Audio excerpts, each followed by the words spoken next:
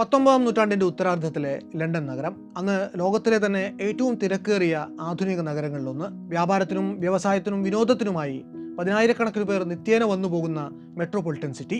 അക്കാലത്ത് ബ്രിട്ടനിലേക്ക് ഐറിഷ് കുടിയേറ്റക്കാരുടെ ഒരു കുത്തൊഴുക്കുണ്ടായപ്പോൾ അതിൻ്റെ നല്ലൊരു അംശം ലണ്ടൻ നഗരത്തിലേക്കും എത്തുന്നു. ഈ അഭയാർത്ഥി കുടിയേറ്റം കാരണം ലണ്ടനിലെ ജനസംഖ്യ പ്രതിദിനം വർദ്ധിച്ചു വന്നു. സാധാരണക്കാർക്കിടയിൽ ദാരിദ്ര്യം പെരുകി വന്നു. തലചായ്ക്കാൻ ഇടമില്ലാതെ പലരും തെരുവിലായി.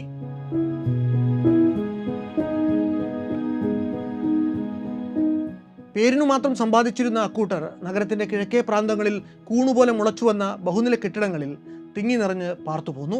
അത്തരത്തിൽ ആൾത്തിരക്കേറിയ ചേരികൾക്ക് കുപ്രസിദ്ധി ആർജിച്ച നഗരത്തിലെ പാവങ്ങളിൽ പാവങ്ങൾ ചെന്നടിഞ്ഞിരുന്ന ഒരു അഴുക്കുചാലായിരുന്നു ലണ്ടൻ നഗരത്തിൻ്റെ കിഴക്കേ അറ്റത്ത് കിടന്നിരുന്ന വൈറ്റ് ചാപ്പൽ ഡിസ്ട്രിക്ട്. രാവണൻകോട്ട പോലെ കെട്ടുപിണഞ്ഞു കിടക്കുന്ന മൂടൽമഞ്ഞിലും ഗ്യാസ് വിളക്കുകൾ മിനുങ്ങു വെളിച്ചം പകർന്നിരുന്ന ഒരു കുറ്റകൃത്യത്തിനുള്ള സാധ്യത ഏത് നിമിഷവും ഒളിഞ്ഞിരിക്കുന്ന വൈറ്റ് ചാപ്പലിലെ തെരുവുകളിൽ അന്നൊക്കെ ലണ്ടൻ പോലീസിലെ ബീറ്റ് കോൺസ്റ്റബിൾമാർ രാപ്പകലില്ലാതെ റോന്തു ചുറ്റുമായിരുന്നു. വൈറ്റ് ചാപ്പൽ ഹൈ സ്ട്രീറ്റിൽ നിന്ന് പുറപ്പെടുന്ന ജോർജ് യാർഡ് എന്നൊരു ഇടുങ്ങിയ ബൈലൈൻ ഉണ്ട്. ഈ ലൈനിൻ്റെ പടിഞ്ഞാറേ മൂലയ്ക്കൽ അന്ന് ജോർജ് യാർഡ് ബിൽഡിങ്സ് എന്നൊരു ബഹുനില പാർപ്പിട സമുച്ചയമുണ്ടായിരുന്നു. ഇഷ്ടിക കൊണ്ട് പണിതീർത്ത കാറ്റും വെളിച്ചവും പരിമിതമായി മാത്രം അകത്ത് കടന്നിരുന്ന നഗരത്തിലെ കൂലിപ്പണിക്കാരും തൊഴിൽ രഹിതരും അഭിസാരികളുമൊക്കെ കുടിപാർത്തിരുന്ന ഒരു ബഹുനില കെട്ടിടം. 1888 ഓഗസ്റ്റ് 7-ാം തീയതി പുലർച്ചെ 4:45 ഈ കെട്ടിടത്തിൻ്റെ 2-ാം നിലയിൽ താമസിക്കുകയായിരുന്ന ജോൺ റീവ്സ് എന്നൊരു തൊഴിലാളി ഉണർന്നെഴുന്നേറ്റ് തൻ്റെ ജോലിക്ക് പുറപ്പെട്ടു. 1-ാം നിലയിലെ ലാൻഡിങ്ങിലേക്ക് നടന്നിറങ്ങിയ അയാൾ അവിടെ വെറും നിലത്തായി എന്തോ കിടക്കുന്നത് കണ്ടു.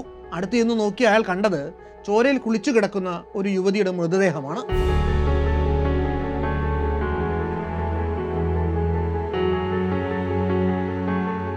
ആ കാഴ്ച കണ്ട് സ്തബ്ധനായ അയാൾ നിലവിളിച്ചുകൊണ്ട് ഇറങ്ങി ഓടി തെരുവിലേക്ക് ചെന്ന് ആളെ കൂട്ടി.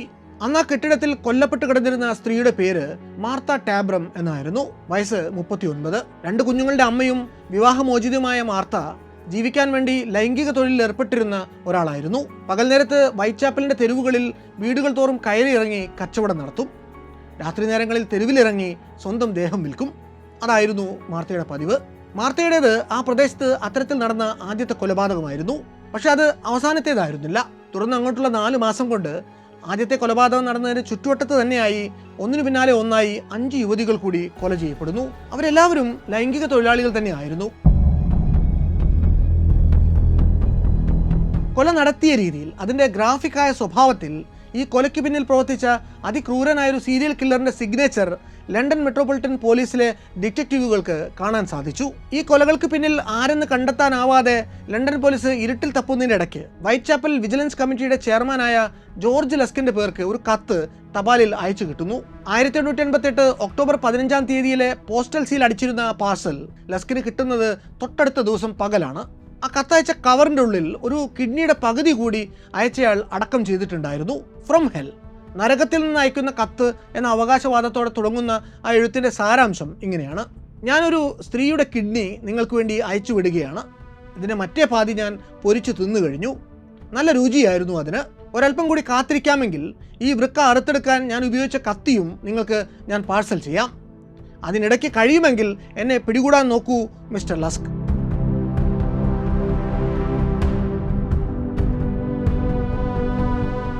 അക്കാലത്ത് ജാക്ക് ദ റിപ്പറിൽ നിന്ന് എന്ന അവകാശവാദത്തോടെ പുറപ്പെട്ട പരശുതം കത്തുകളിൽ ഒന്നു മാത്രമായിരുന്നു ഇതെങ്കിലും പോലീസും മാധ്യമങ്ങളും ഒറിജിനൽ ആവാൻ ഇടയുണ്ട് എന്ന് കരുതിയ അപൂർവം രേഖകളിൽ ഒന്നായിരുന്നു ഈ കത്ത്. ആകെ മൊത്തം 6 പേരെ കൊന്നുതള്ളിയ ഇയാളെ ലണ്ടൻ പോലീസ് വിടാതെ പിന്തുടർന്നിട്ടും അയാൾ അവരുടെ പിടിയിൽപ്പെടാതെ വഴുതി മാറിക്കൊണ്ടിരുന്നു. ഈ കൊലകളെക്കുറിച്ചുള്ള നിറം പിടിപ്പിച്ച കഥകൾ ലോകമെമ്പാടും നിരവധി പേരുടെ ഉറക്കം കെടുത്തി. പക്ഷെ ഒരു നാൾ ആ കൊലപാതകങ്ങൾക്ക് സ്വാഭാവികമായ ഒരു അറുതിയുണ്ടായി. കുറ്റകൃത്യങ്ങളുടെ ചരിത്രത്തിലെ ഏറെ നിഗൂഢമായൊരു അധ്യായം അതോടെ അവസാനിച്ചു. ഒരിക്കലും പിടിക്കപ്പെട്ടിട്ടില്ല എങ്കിലും സീരിയൽ കില്ലർമാരുടെ ചരിത്രത്തിൽ ജാക്ക് ദ റിപ്പറിനോളം കുപ്രസിദ്ധി മറ്റൊരാൾക്കുമില്ല എന്ന് നിസ്സംശയം പറയാനാകും. 19-ാം നൂറ്റാണ്ടിൻ്റെ ഉത്തരാർദ്ധത്തിൽ ലണ്ടൻ നഗരത്തെ കിടുകിട വിറപ്പിച്ചുകൊണ്ട് ജാക്ക് ദ റിപ്പർ എന്ന സൈക്കോപാത്ത് നടത്തിയ അതിനിഷ്ഠുരമായ കൊലപാതകങ്ങളുടെ കഥ. ഇരുളിൽ മറഞ്ഞിരുന്നുകൊണ്ട് ഇരകൾക്കുമേൽ ചാടി വീണിരുന്ന ആ സീരിയൽ കില്ലർ ഇന്നും മനുഷ്യ മനസ്സുകളിൽ ഉണർത്തിക്കൊണ്ടിരിക്കുന്ന ഭീതി സംഭ്രമങ്ങളുടെ കഥ. അത് വല്ലാത്തൊരു കഥയാണ്.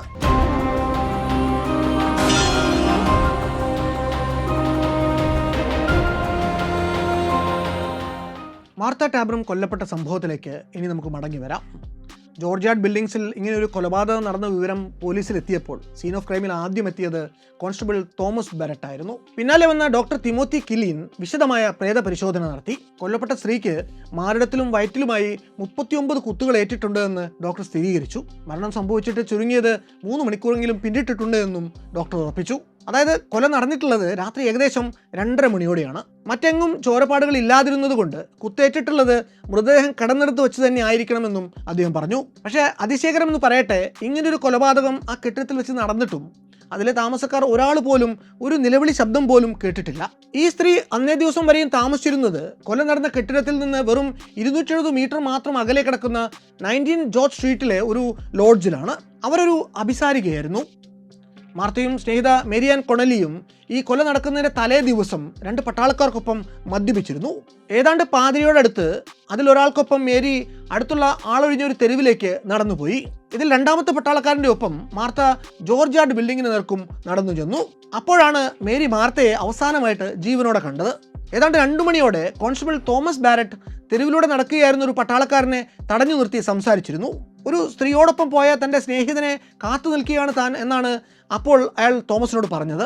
ഈ സംസാരം കഴിഞ്ഞ് കോൺസ്റ്റബിൾ തോമസ് അവിടെ നിന്ന് പോയി അരമണിക്കൂറിനുള്ളിൽ തന്നെ മാർത്ത കൊല്ലപ്പെട്ടിട്ടുണ്ട്. കേസ് അന്വേഷിച്ച ഡിറ്റക്റ്റീവുകൾ വരും ദിവസങ്ങളിൽ കോൺസ്റ്റബിൾ തോമസ് ബാരറ്റിനെയും മേരിയാൻ കൊണലിയെയും ഈ പട്ടാളക്കാരെ തിരിച്ചറിയാൻ വേണ്ടി വിളിപ്പിക്കുന്നുണ്ട്. പക്ഷേ അന്ന് പോലീസ് സംശയിച്ച എല്ലാവർക്കും തന്നെ കൃത്യമായ അലിബൈ ഉണ്ടായിരുന്നു. എല്ലാവരും ഈ കൃത്യം നടക്കുന്ന സമയത്ത് ഏതെങ്കിലുമൊക്കെ ഇടങ്ങളിലായിരുന്നു എന്നതിന് സാക്ഷികളുണ്ടായിരുന്നു. മാർത്തയുടെ കൊലപാതകത്തിന്റെ അതിക്രൂരമായ സ്വഭാവം ജനങ്ങളെ വല്ലാതെ വേട്ടയാടിയ ഒന്നായിരുന്നു. അന്ന് ഈ മൃതദേഹത്തിന്റെ പോസ്റ്റ്മോർട്ടം നിർവഹിച്ച കൊറോണർ ജോർജ് കോളിയർ അതിനെപ്പറ്റി വിശദമായി എഴുതിയിട്ടുണ്ട്. ഇത് ഞാൻ കണ്ടതിൽ വെച്ച് ഏറ്റവും ഹൃദയഹീനമായ കൊലപാതകങ്ങളിൽ ഒന്നാണ്. തികച്ചും ദുർബലയായ ഈ ഒരു സ്ത്രീയുടെ ദേഹത്ത് ഇത്രയധികം പരിക്കുകൾ ഒരാൾ കത്തിക്കൊണ്ട് ഏൽപ്പിക്കുമെന്ന് വിശ്വസിക്കാൻ പോലും ആവുന്നില്ല എന്നാണ് ഓഗസ്റ്റ് 20-ാം തീയതി പുറത്തുവിട്ട ഫൈനൽ ഇൻക്വസ്റ്റിൽ അദ്ദേഹം എഴുതിയത്. ഈ ഒരു സംഭവം നടന്ന് വെറും ഒരാഴ്ച കൂടി കഴിഞ്ഞതോടെ കാര്യങ്ങൾ കൂടുതൽ കൈവിട്ടു പോകുന്ന അവസ്ഥയായി.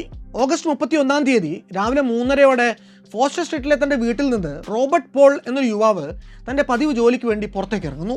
ഏതാണ്ട് 3:40 അയാൾ നടന്ന് ബക്സ് റോയുടെ അടുത്തെത്തിയപ്പോൾ അവിടെ ഏറെ പരിഭ്രാന്തമായ മുഖത്തോടെ നിൽക്കുന്ന ഒരു അപരിചിതനെ അയാൾ കണ്ടു. നിങ്ങൾ എൻ്റെ കൂടെ ഒന്ന് വരൂ, ഈ ഫുട്പാത്തിൽ വീണ് കിടക്കുന്ന സ്ത്രീയെ നിങ്ങൾ കണ്ടോ എന്നായിരുന്നു അയാളുടെ ചോദ്യം. ചാൾസ് ക്രോസ് എന്നായിരുന്നു ഈ വ്യക്തിയുടെ പേര്. അയാളും രാവിലെ ജോലിക്ക് പോകുന്ന സമയത്താണ് വഴിയരികിലെ ഇരുട്ടിൽ ഇങ്ങനൊരു സ്ത്രീ മലനടിച്ച് കിടക്കുന്നത് കാണുന്നത്. ഈ 2 പേരും കൂടി ആ സ്ത്രീയുടെ അടുത്തേക്ക് മടിച്ചു ചെന്ന് നോക്കുന്നു. ആദ്യം അവർ കരുതുന്നത് ഈ സ്ത്രീ ബോധം കെട്ട് വീണതാകും എന്നാണ്. അവരുടെ കൈ പിടിച്ചു നോക്കിയപ്പോൾ അത് തണുത്ത് വിറങ്ങലിച്ചിരുന്നു. അതോടെ അവർ മരിച്ചിട്ടുണ്ടാകാൻ സാധ്യതയുണ്ട് എന്ന് ക്രോസിന് തോന്നി. പോളിന് പക്ഷേ തോന്നിയത് അപ്പോഴും അവർക്ക് നേരിയൊരു ശ്വാസമുണ്ട് എന്നാണ്. എന്നാൽ അങ്ങനെ ഒരു സ്ത്രീ വഴിയരികിൽ കിടക്കുന്നത് കണ്ടിട്ടും അവരിരുവരും ഈ സ്ത്രീയെ സഹായിക്കാൻ വേണ്ടി ഒന്നും തന്നെ ചെയ്യുന്നില്ല. ആ സ്ത്രീയുടെ കാര്യവും നോക്കി തെരുവിൽ വട്ടം ചുറ്റി നിന്നാൽ ഷിഫ്റ്റിൽ കയറേണ്ട സമയം അതിക്രമിക്കും. അതുകൊണ്ട് അവരെ അവിടെ തന്നെ വിട്ട് ഇവർ 2 പേരും അവരവരുടെ വഴിക്ക് പോയി. പോകുന്ന വഴിക്കെങ്ങാനും പോലീസിനെ കണ്ടാൽ പറഞ്ഞേക്കാമെന്നും അവർ കരുതി. ഇവരുടെ ഭാഗ്യത്തിന് കോൺസ്റ്റബിൾ ജോൺ നീൽ കയ്യിലൊരു ഗ്യാസ് റാന്തലും പിടിച്ചുകൊണ്ട് തൊട്ടടുത്ത തെരുവിൽ തന്നെ റോന്തു ചുറ്റുന്നുണ്ടായിരുന്നു. ഇങ്ങനൊരു മൃതദേഹം അവർ ആദ്യമായി കണ്ട് 5 മിനിറ്റിനുള്ളിൽ തന്നെ പോലീസ് സ്ഥലത്തെത്തിയിട്ടുണ്ട് എന്നർത്ഥം. റാന്തൽ വെളിച്ചത്തിൽ കോൺസ്റ്റബിൾ നീൽ ഫുട്പാത്തിൽ കിടക്കുന്ന ആ സ്ത്രീയെ പരിശോധിക്കുന്നു. അവര് ബോധം കെട്ട് വീണ് കിടക്കുകയല്ല, ആരോ അവരുടെ കഴുത്തിന് വെട്ടി വീഴ്ത്തിയതാണ് എന്ന് അദ്ദേഹത്തിന് മനസ്സിലാവുന്നു. ആഴത്തിലുള്ള ആ മുറിവിൽ നിന്ന് അപ്പോഴും രക്തം പ്രവഹിക്കുന്നുണ്ടായിരുന്നു. അല്പനേരം കൂടി കഴിഞ്ഞതോടെ മറ്റൊരു പോലീസ് കോൺസ്റ്റബിൾ ജോൺ തെയിൻ കൂടി ആ വഴിക്ക് വരുന്നു. പുലർച്ചെ 4 മണി കഴിഞ്ഞിട്ടാണ് ഡോക്ടർ റീസ് ലെവലിൻ പ്രേത പരിശോധനയ്ക്ക് വേണ്ടി ഈ സ്ഥലത്ത് എത്തിച്ചേരുന്നത്. ഈ സ്ത്രീക്ക് ജീവൻ നഷ്ടപ്പെട്ടിട്ട് പരമാവധി അരമണിക്കൂർ നേരമേ ആയിട്ടുള്ളൂ എന്നായിരുന്നു അദ്ദേഹത്തിൻ്റെ നിഗമനം. അതായത് നേരത്തെ തൊഴിലാളികളായിട്ടുള്ള ക്രോസും പോളും അവരെ കാണുമ്പോൾ അവരെ ആരോ വെട്ടിക്കൊന്ന് തള്ളിയിട്ട് വെറും മിനിറ്റുകൾ മാത്രമേ കഴിഞ്ഞിരുന്നുള്ളൂ എന്നർത്ഥം. ഇങ്ങനെയൊരു കൊലപാതകം നടക്കുന്നതിന് മിനിറ്റുകൾക്ക് മുമ്പ് ബക്സ് റോ വഴിക്ക് ചുരുങ്ങിയത് 3 പോലീസ് കോൺസ്റ്റബിൾമാരെങ്കിലും റോന്തു ചുറ്റി കടന്നു പോയിട്ടുണ്ട്. ആദ്യം 3:15 അടുപ്പിച്ച് കോൺസ്റ്റബിൾ ജോൺ നീൽ, പിന്നാലെ സാർജന്റ് ഹെൻറി കിർബി. ഇങ്ങനെ 2 പേർ ആ റൂട്ടിലൂടെ കടന്നു പോയിട്ടുണ്ട്. കോൺസ്റ്റബിൾ ജോൺ തെയിൻ ആകട്ടെ ആ സ്ട്രീറ്റിൻ്റെ മറ്റേ അറ്റത്തുകൂടി നടന്നു പോയിട്ടുണ്ട്. ഇങ്ങനെ ഒരു സ്ത്രീ ആ സ്ട്രീറ്റിലേക്ക് കടക്കുന്നതോ അവരെ ആരെങ്കിലും ഉപദ്രവിക്കുന്നതോ ഒന്നും ഇവരുടെ ആരുടെയും ശ്രദ്ധയിൽപ്പെട്ടിട്ടില്ല. പ്രേതം മോർച്ചറിയിലേക്ക് മാറ്റിയ ശേഷമാണ് ഏറെ ഞെട്ടിക്കുന്ന ഒരു വിവരം പുറത്തു വന്നത്. കഴുത്തിലൂടെ പാഞ്ഞുപോയ ആഴത്തിലുള്ള ഒറ്റമുറിവ്, അതുതന്നെയാണ് മരണകാരണം. പക്ഷേ ആ ഒരു മാരകമായ മുറിവിന് പുറമെ ആ സ്ത്രീയുടെ വയറ്റിലൂടെ തലങ്ങും വിലങ്ങും കൊലയാളി തൻ്റെ കത്തി പായിച്ചിട്ടുണ്ട്. വയറ് കീറി കുടലും പണ്ടവും മറ്റും പുറത്തെടുത്തിട്ടുമുണ്ട്. ഈ കൊലപാതകം ചെയ്തയാൾക്ക് മനുഷ്യ ശരീരത്തിൻ്റെ അനാട്ടമിയെക്കുറിച്ച് വളരെ പ്രാഥമികമായിട്ടുള്ള പരിജ്ഞാനമെങ്കിലും ഉണ്ട് എന്ന് വേണം കരുതാനെന്ന് മൃതദേഹം ഓട്ടോപ്സി ചെയ്ത ഡോക്ടർ റീസ് ലെവലിൻ സെപ്റ്റംബർ 1 സമർപ്പിച്ച തൻ്റെ ഇൻക്വസ്റ്റ് റിപ്പോർട്ടിൽ എഴുതി വെച്ചിട്ടുമുണ്ട്. അന്നവിടെ കൊല്ലപ്പെട്ട സ്ത്രീയുടെ പേര് പോലീസിന് വളരെ വേഗം കണ്ടെത്താനായി. മേരി ആൻ നിക്കോൾസ്, വയസ്സ് 43. ഒരാഴ്ച മുമ്പ് സമാനമായ രീതിയിൽ കൊല ചെയ്യപ്പെട്ട മാർത്ത ടാബ്രമിനെ പോലെ വൈറ്റ് ചാപ്പലിൻ്റെ തെരുവുകളിൽ രാത്രി തൊഴിലന്വേഷിച്ചിറങ്ങിയിരുന്ന അഭിസാരികകളിൽ ഒരാളായിരുന്നു മേരിയും. അവർ അവസാനമായിട്ട് താമസിച്ചിരുന്നുവെന്ന് പോലീസ് കണ്ടെത്തിയ അഡ്രസ്സ് 56 ഫ്ലവർ ആൻഡ് ഡീൻ സ്ട്രീറ്റിലെ ഒരു കോമൺ ലോഡ്ജിംഗ് ഹൗസ് ആയിരുന്നു. കൊല്ലപ്പെട്ട ദിവസം രാത്രി ഏതാണ്ട് 1-1:30 അടുപ്പിച്ച് ത്രാൽ സ്ട്രീറ്റിലുള്ള ഒരു ലോഡ്ജിൽ നിന്ന് റൂമിന് കൊടുക്കാൻ പണം തികയാത്തതുകൊണ്ട് മേരിയെ അവർ ഇറക്കി വിട്ടിരുന്നു. അതിനുശേഷം ആ രാത്രി അന്തിയുറങ്ങാനുള്ള മുറിവാടക കണ്ടെത്താൻ വേണ്ടി മേരി അപ്പോൾ തന്നെ കസ്റ്റമേഴ്സിനെ തിരക്കി തെരുവിലേക്ക് ഇറങ്ങുന്നു. ഓസ്ബോൺ സ്ട്രീറ്റിലൂടെ നടന്നു നീങ്ങുന്ന മേരി ആ തെരുവിൻ്റെ അങ്ങേയറ്റത്ത് വെച്ച് തൻ്റെ സുഹൃത്തായിട്ടുള്ള എലൻ ഹോളണ്ടരെ കണ്ടുമുട്ടുന്നു. അവർ തമ്മിൽ ഏതാനും മിനിറ്റുകൾ സംസാരിക്കുന്നു. ശേഷം മേരി നടന്നു പോയപ്പോൾ അവർ മദ്യപിച്ചിരുന്നതായിട്ട് തോന്നിയെന്ന് എലൻ പോലീസിനോട് പറഞ്ഞു. അവർ തമ്മിൽ കണ്ടു പിരിഞ്ഞ് ഏതാണ്ട് 1 മണിക്കൂറിനുള്ളിൽ തന്നെ മേരി കൊല്ലപ്പെട്ട് കഴിഞ്ഞിരുന്നു എന്നർത്ഥം. ഈ കൊലപാതകത്തിൻ്റെ ടൈം ലൈൻ പ്രത്യേകം ശ്രദ്ധിക്കേണ്ടതാണ്. രാത്രി ഏതാണ്ട് 1:40 അവരെ ലോഡ്ജിൽ നിന്ന് ഇറക്കി വിടുന്നു. 2:30 അടുപ്പിച്ച് അവസാനമായിട്ട് ജീവനോടെ കാണുന്നു. 3:40 മേരിയുടെ ഡെഡ് ബോഡി കണ്ടെടുക്കപ്പെടുന്നു. വെട്ടേറ്റ് മരിച്ച ആ ഒരു മൃതദേഹമല്ലാതെ പോലീസിന് ഈ കേസിലും തുമ്പൊന്നും തന്നെ വേറെ കിട്ടുന്നില്ല. ചോരപ്പാടുകൾ അവരെ എങ്ങും കൊണ്ടുപോകുന്നില്ല. കൊല ചെയ്യാൻ ഉപയോഗിച്ച ആയുധമോ യാദൃച്ഛികമായി കൃത്യം കാണാനിടയായ ദൃക്സാക്ഷികളോ ഒന്നുമില്ല. ഈ കേസിൻ്റെ ലീഡ് ഇൻവെസ്റ്റിഗേഷൻ ഓഫീസറായിരുന്ന ഡിറ്റക്റ്റീവ് ജോസഫ് ഹെൽസൺ അന്ന് തൻ്റെ റിപ്പോർട്ടിൽ എഴുതി വെച്ചിട്ടുള്ളത് not an atom of evidence can be obtained to connect any person with the crime എന്നാണ്. ഈ കുറ്റകൃത്യത്തെ ഏതെങ്കിലും ഒരു പ്രതിയുമായിട്ട് ബന്ധിപ്പിക്കാൻ പറ്റുന്ന ഒരു തെളിവ് പോലും സീൻ ഓഫ് ക്രൈമിൽ നിന്ന് കിട്ടിയിട്ടില്ല എന്നർത്ഥം. അങ്ങനെ മേരി ആൻ നിക്കോൾസിൻ്റെ കൊലപാതകം തുമ്പില്ലാത്ത കേസുകളുടെ പട്ടികയിലേക്ക് മാറ്റി വെക്കപ്പെട്ടുവെങ്കിലും അതിന് ഒരാഴ്ച മുമ്പ് നടന്ന മാർത്ത ടാബ്രമിൻ്റെ കൊലയുമായിട്ടുള്ള അപാരമായ സാമ്യം ലണ്ടൻ പോലീസിൻ്റെ ഡിറ്റക്റ്റീവുകളുടെ ശ്രദ്ധയിൽ പെടാതെ പോകുന്നില്ല. ഈ 2 കേസുകളിലെയും ആക്രമണത്തിന് സാഹചര്യം ഡിമാൻഡ് ചെയ്യാത്ത ഒരു ഫെറോസിറ്റി എലിമെൻ്റ് ഉണ്ട്. കൊല നടത്തിയ രീതിയിൽ വളരെ എവിഡൻ്റായി തന്നെ കാണാവുന്ന അളവറ്റ ക്രൗര്യത്തിൻ്റെതായിട്ടുള്ള ഒരംശം. പ്രത്യക്ഷത്തിൽ അങ്ങനെ ഒരു കാരണവും പറയാനില്ലാത്ത 2 കൊലപാതകങ്ങൾ. ഈ 2 ഇരകൾക്കും ഏകദേശം ഒരേ പ്രായമായിരുന്നു. 2 പേരും തെരുവ് വേശ്യകളായിരുന്നു. 2 പേരും രാത്രികാലങ്ങളിൽ കസ്റ്റമേഴ്സിനെ അന്വേഷിച്ച് ഇറങ്ങിയിരുന്നത് ഏതാണ്ട് ഒരേ ഏരിയയിൽ തന്നെയായിരുന്നു. ഈ 2 കൊലകളും തമ്മിൽ മരണകാരണമായ മുറിവിൻ്റെ സ്വഭാവത്തിൽ മാത്രം വ്യത്യാസമുണ്ട്. മാർത്തയെ കൊലപാതകി ആവർത്തിച്ച് കുത്തുകയായിരുന്നുവെങ്കിൽ മേരി അയാൾ കഴുത്തിന് കുറുകെ ആഴത്തിൽ വെട്ടി മുറിവേൽപ്പിക്കുകയാണ് ചെയ്തിട്ടുള്ളത്. വയറ്റിലും കാണാവുന്നത് തലങ്ങും വിലങ്ങുമുള്ള വെട്ടുകൾ തന്നെയാണ്. ലണ്ടൻ പോലീസ് അന്ന് ഈ 2 കൊലകളെയും തമ്മിൽ താരതമ്യപ്പെടുത്തി നോക്കിയപ്പോൾ അവർക്ക് ആദ്യമുണ്ടായിട്ടുള്ള അനുമാനം ഇത് രണ്ടും ചെയ്തിട്ടുള്ളത് ഒരേ ഒരാൾ തന്നെ ആയിരിക്കും എന്നാണ്. കാര്യമായ മാനസിക പ്രശ്നങ്ങളുള്ള ഏതോ ഒരു സൈക്കോപാത്ത്. അവരുടെ ഈ അനുമാനത്തെ ഊട്ടിയുറപ്പിക്കുന്ന പുതിയൊരു കൊലപാതകം അധികം വൈകാതെ തന്നെ ലണ്ടൻ നഗരത്തെ പിടിച്ചു കൊടുക്കുന്നു. സെപ്റ്റംബർ 8 ജോൺ റിച്ചാർഡ്സൺ എന്നു പേരുള്ള ഒരാൾ രാവിലെ എഴുന്നേറ്റ് ജോലി സ്ഥലത്തേക്കുള്ള നടത്തത്തിലായിരുന്നു. രാവിലെ ഏതാണ്ട് 4:45 29 ഹാൻബറി സ്ട്രീറ്റിൽ എത്തിയപ്പോൾ അയാൾ ഒരു നിമിഷം നിൽക്കുന്നു. ആ കെട്ടിടത്തിൻ്റെ വാതിൽ തുറന്ന് അകത്ത് കയറി ഉള്ളിലെ ഇടുങ്ങിയ ഇടനാഴികളിലൂടെ നടന്നു ചെന്ന് അയാൾ ആ കെട്ടിടത്തിൻ്റെ പിൻവശത്തെ വാതിൽ തുറക്കുന്നു. ശേഷം പിൻവാതിലുള്ള ഒരു പടിയിൽ അയാൾ ഒരല്പനേരം ഇരിക്കുന്നു. അവിടെ ഇരുന്നു കൊണ്ട് അയാൾ തൻ്റെ അരയിൽ കരുതിയിരുന്ന ഒരു പേനാക്കത്തി എടുത്ത് ഷൂസിൽ നിന്ന് ഇളകി നിന്ന ഒരു തുകലിൻ്റെ കഷ്ണം മുറിച്ചു മാറ്റുന്നു. അത് വൃത്തിക്ക് ചെയ്ത ശേഷം അയാൾ തിരികെ അകത്ത് കയറി ആ പിൻവാതിൽ അടയ്ക്കുന്നു. വന്ന വഴി തന്നെ തിരിച്ചു പോകുന്നു. ശേഷം കെട്ടിടത്തിൻ്റെ മുൻവാതിൽ തുറന്ന് പുറത്തേക്ക് പോവുകയും ചെയ്യുന്നു. ഇത് കഴിഞ്ഞ് ഏതാണ്ട് 1 മണിക്കൂർ നേരം പിന്നിട്ടപ്പോൾ അതേ കെട്ടിടത്തിൻ്റെ 3ാമത്തെ നിലയിൽ താമസിച്ചിരുന്ന ജോൺ ഡേവിസ് എന്നൊരാൾ കോണിപ്പടികൾ ഇറങ്ങി വരുന്നു. അയാൾ നോക്കിയപ്പോൾ ആ കെട്ടിടത്തിൻ്റെ മുൻവാതിൽ മലർക്കെ തുറന്നു കിടക്കുകയാണ്. പിൻഭാഗത്തെ വാതിലാണെങ്കിൽ അടച്ചും കിടക്കുന്നു. അയാൾ ഇടനാഴികളിലൂടെ കടന്നു ചെന്ന് ആ പിൻവാതിൽ തുറന്നു നോക്കിയപ്പോൾ പുറത്തെ വെറും നിലത്ത് ഒരു സ്ത്രീ ചോരയിൽ കുളിച്ച് മരിച്ചു കിടക്കുന്നത് കാണുന്നു. ജോസഫ് ചാൻഡലർ എന്നൊരു പോലീസ് ഓഫീസറാണ് ആദ്യമായിട്ട് ഈ സീൻ ഓഫ് ക്രൈമിൽ എത്തുന്നത്. ഈ സ്ത്രീയുടെ കിടപ്പ് കണ്ടതും അവർ അരുങ്കൊല ചെയ്യപ്പെട്ടതാണ് എന്ന സംശയം തോന്നുന്ന അദ്ദേഹം ഉടനടി ഒരു പോലീസ് മെഡിക്കിന് കുരുമാനം കൊടുത്തയക്കുന്നു. ഏതാണ്ട് 6:30 മണിയോടെ ഡോക്ടർ ജോൺ ഫിലിപ്സ് സ്ഥലത്തെത്തുന്നു. ആ സ്ത്രീയുടെ ജഡം വളരെ ക്രൂരമായൊരു ആക്രമണത്തിൽ വികൃതമാക്കപ്പെട്ടിരിക്കുന്നതായിട്ട് അദ്ദേഹം സ്ഥിരീകരിക്കുന്നു. കഴുത്തിന് കുറുകെ വളരെ ആഴത്തിലുള്ള ഒരു വലിയ മുറിവുണ്ട്. വയർ നെടുകെ പിളർന്നിരിക്കുകയാണ്. ആ സ്ത്രീയുടെ കുടൽമാല കുത്തി പുറത്തെടുത്ത് അവരെ തോളിൽ കൊണ്ടുവച്ചിരിക്കുകയാണ്. ഈ മൃതദേഹം പാക്ക് ചെയ്ത് മോർച്ചറിയിലേക്ക് പറഞ്ഞുവിട്ട ശേഷം ഇൻസ്പെക്ടർ ചാൻഡലറും ഡോക്ടർ ഫിലിപ്സും ചേർന്ന് ആ കെട്ടിടത്തിൻ്റെ പിന്നാമ്പുറം അരിച്ചുപെറുക്കി പരിശോധിക്കുന്നു. അവിടെ അവർ കണ്ടെടുത്ത വസ്തുക്കളിൽ പലതും ആ കെട്ടിടത്തിൽ തന്നെ കഴിഞ്ഞിരുന്നവർ ഉപേക്ഷിച്ചവയാണ്. പക്ഷേ ആ സ്ത്രീയുടെ കാലിനോട് ചേർന്ന് അവർ 3 വസ്തുക്കൾ കണ്ടെടുത്തിരുന്നു. ഒരു ചെറിയ കഷ്ണം തുണി, 2 ചീർപ്പുകൾ. ഇത് 3ഉം കൊല്ലപ്പെട്ട സ്ത്രീയുടേത് തന്നെയാണ് എന്ന് ഡോക്ടർ ഫിലിപ്സിന് തോന്നി. അദ്ദേഹം പക്ഷേ വളരെ വിചിത്രമായ ഒരു നിഗമനം കൂടി അപ്പോൾ രേഖപ്പെടുത്തുന്നുണ്ട്. ഈ 3 വസ്തുക്കളും കൊലപാതകം കഴിഞ്ഞ ശേഷം കൊലയാളി തന്നെ ആ മൃതദേഹത്തിന് അരികിലായിട്ട് അടുക്കി വെച്ചതാണ്. ഇരയുടെ കയ്യിൽ ഉണ്ടായിരുന്ന 2 മോതിരങ്ങൾ ആരോ ഊരി മാറ്റിയിട്ടുണ്ട് എന്നും ആ പോസ്റ്റ്മോർട്ടം റിപ്പോർട്ടിൽ ഉണ്ടായിരുന്നു. ഈ സ്ത്രീയുടെ ഗർഭപാത്രമടക്കമുള്ള പല ആന്തരിക അവയവങ്ങളും നഷ്ടപ്പെട്ടിരുന്നു. ഈ അവയവങ്ങളെ കൊലയാളി നീക്കം ചെയ്ത രീതി അയാൾക്ക് മനുഷ്യന്റെ അനാട്ടമിയെക്കുറിച്ച് പ്രാഥമികമായ ചില അറിവുകൾ ഉണ്ടായിരുന്നതിന്റെ സൂചനയാണ് എന്നും ഡോക്ടർ ഫിലിപ്സ് തന്റെ പ്രേതപരിശോധന റിപ്പോർട്ടിൽ പറഞ്ഞു വെച്ചു. ഡോക്ടർ ഫിലിപ്സിന്റെ ഈ വാക്കുകൾ തുടർന്നു വന്ന ഓട്ടോപ്സി റിപ്പോർട്ടിൽ കൊറോണർ ഡോക്ടർ വൈൻ ബാക്സ്റ്ററും സ്ഥിരീകരിക്കുന്നുണ്ട്. മൃഗങ്ങളെ കശാപ്പ് ചെയ്തു പരിചയമുള്ള ആരോ ഒരാളൊന്നുമല്ല, ഹ്യൂമൻ അനാട്ടമിയിൽ കാര്യമായ സ്കില്ലുള്ള പ്രൊഫഷണലാണ് ഈ അക്രമി. മൃതദേഹത്തിൽ അനാവശ്യമായിട്ട് ഒരു കട്ടുപോലുമില്ല എന്ന് അദ്ദേഹം റിപ്പോർട്ടിൽ എഴുതി വെക്കുന്നുണ്ട്. ഈ കൊല്ലപ്പെട്ട സ്ത്രീയെയും ലണ്ടൻ പോലീസ് വളരെ പെട്ടെന്ന് തന്നെ തിരിച്ചറിയുന്നു. പേര് ആനി ചാപ്മാൻ, ഏതാണ്ട് 47 വയസ്സ് പ്രായം. 35 ഡോർസെറ്റ് സ്ട്രീറ്റിലെ ഒരു കോമൺ ലോഡ്ജിംഗ് ഹൗസിൽ വെച്ചാണ് ആനിയെ അവസാനമായിട്ട് ജീവനോടെ കണ്ടിട്ടുള്ളത്. കൊല്ലപ്പെട്ട അന്ന് രാത്രിയിൽ മുറിവാടകയ്ക്കുള്ള പണം തികയാതെ അവരെ ലോഡ്ജിലെ നൈറ്റ് വാച്ച്മാൻ തെരുവിലേക്ക് ബലമായി ഇറക്കി വിട്ടിരുന്നു. അതിനുശേഷം അവർക്ക് എന്തു പറ്റിയെന്ന കാര്യത്തിൽ അവ്യക്തതയുണ്ട്. അടുത്ത ദിവസം രാവിലെ 5:30 മണിയോടെ ഹാംബർഗ് സ്ട്രീറ്റിലൂടെ നടന്നു പോവുകയായിരുന്ന എലിസബത്ത് ലോങ് എന്നു പേരുള്ള ഒരു സ്ത്രീ അവിടെ ഒരു പുരുഷനും ഈ ആനി ചാപ്മാനും കൂടി നിന്ന് സംസാരിക്കുന്നത് കണ്ടിരുന്നു. ഈ 5:30 ഇങ്ങനെ എലിസബത്ത് ലോങ് ഇവരെ ക്രോസ് ചെയ്ത് കടന്നുപോയി നിമിഷങ്ങൾക്കുള്ളിൽ തന്നെ ആ കെട്ടിടത്തിന്റെ ബാക്ക് യാർഡിൽ വെച്ച് ആനി ചാപ്മാൻ വധിക്കപ്പെടുന്നു. നേരത്തെ എലിസബത്ത് ലോങ് കണ്ട ആൾ തന്നെ ആയിരിക്കും മിക്കവാറും കൊലപാതകി എന്ന് പോലീസ് ഊഹിക്കുന്നു. പക്ഷെ നിന്നിരുന്നത് പിന്തിരിഞ്ഞായതുകൊണ്ട് മാത്രം അവർക്ക് അയാളുടെ മുഖം കാണാൻ സാധിക്കുന്നില്ല. അതോടെ പോലീസ് വീണ്ടും ഇരുട്ടിൽ തപ്പുന്ന അവസ്ഥയായി. ഒന്നിനു പിന്നാലെ ഒന്നായി 3 കൊലപാതകങ്ങൾ നടന്നു കഴിഞ്ഞിരിക്കുന്നു.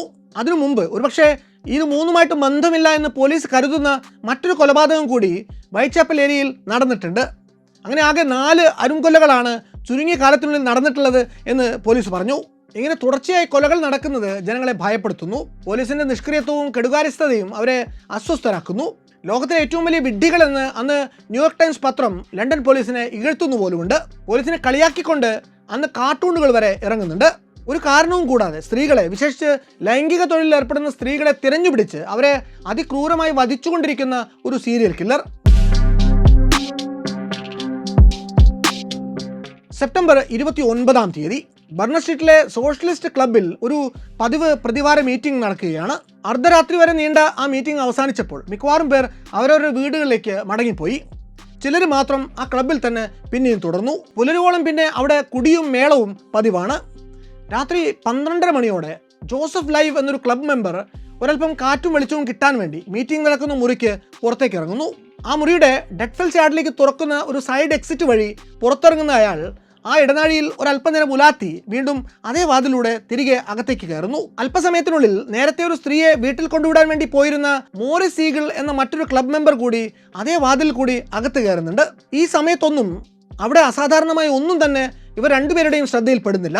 ഏതാണ്ട് 20 മിനിറ്റിന് ശേഷം ആ തെരുവിൽ ഒരു കുതിരവണ്ടിയുടെ ശബ്ദം കേട്ടു തുടങ്ങി. ലൂയിസ് ഡിംഷൂൾസ് എന്ന ആ കുതിരവണ്ടിക്കാരൻ ഇതേ ക്ലബിലെ ഒരു സ്റ്റുവാർഡായിരുന്നു. ആ കെട്ടിടത്തിന്റെ മുറ്റത്തേക്ക് വണ്ടി തിരിച്ചതും അയാളുടെ കുതിര പെട്ടെന്ന് എന്തോ കണ്ടിട്ടെന്ന മട്ടിൽ ഇടതുവശത്തേക്ക് വെട്ടിത്തിരിയുന്നു. വലത്തെ ഭാഗത്തെ ചുവരിന്റെ അടുത്ത് ഇരുട്ടിൽ എന്തോ കിടക്കുന്നത് പോലെ ഇയാൾ ശ്രദ്ധിക്കുന്നു. അതെന്താണ് എന്ന് അറിയാൻ വേണ്ടി അയാൾ കയ്യിലൊരു തീപ്പെട്ടിയും ഉരച്ചു പിടിച്ചുകൊണ്ട് അങ്ങോട്ടേക്ക് ചെല്ലുന്നു. അവിടെ അയാൾ കണ്ടത് ചെരിഞ്ഞ് നിലത്ത് കിടക്കുന്ന ഒരു സ്ത്രീയുടെ ശരീരമാണ്. ഒരുപക്ഷെ ആ സ്ത്രീ മദ്യപിച്ച് ലക്കുകെട്ട് കിടക്കുകയായിരിക്കുമെന്ന് അയാൾക്ക് തോന്നുന്നു. അയാളുടെ ഭാര്യ ക്ലബിനുള്ളിൽ തന്നെ അപ്പോഴും ഉണ്ടായിരുന്നത് കൊണ്ട് അയാൾ അപ്പോൾ ആ സ്ത്രീയെ അവരുടെ പാട്ടിന് വിട്ട് ക്ലബിനുള്ളിലേക്ക് കയറി പോകുന്നു. അകത്ത് തൻ്റെ ഭാര്യ സുരക്ഷിതയാണ് എന്ന് ഉറപ്പിച്ച ശേഷം അയാൾ മറ്റ് ക്ലബ് അംഗങ്ങളോട് പുറത്തു കിടക്കുന്ന സ്ത്രീയെക്കുറിച്ച് പറയുന്നു. ഈ ക്ലബ് അംഗങ്ങളും ചുറ്റുവട്ടത്ത് താമസിക്കുന്നവരുമൊക്കെ ആയി അധികം വൈകാതെ തന്നെ ഒരു ചെറിയ ആൾക്കൂട്ടം ആ സ്ത്രീക്ക് ചുറ്റും തടിച്ചു കൂടുന്നു. അടുത്ത് നിന്ന് വെളിച്ചം കാട്ടി നോക്കിയപ്പോൾ ആ സ്ത്രീയെ ആരോ കഴുത്തു കണ്ടിച്ച് കൊന്നതാണ് എന്ന് അവർക്ക് മനസ്സിലാവുന്നു. ആ മുറ്റത്ത് അപ്പോഴും ചോര ചാലുകീറി ഒഴുകിക്കൊണ്ടിരുന്നതും അവർ ശ്രദ്ധിച്ചു. അവിടെ ഉണ്ടായിരുന്ന ചിലർ ചേർന്ന് അപ്പോഴേക്കും പോലീസിനെ വിളിക്കാൻ പോയി.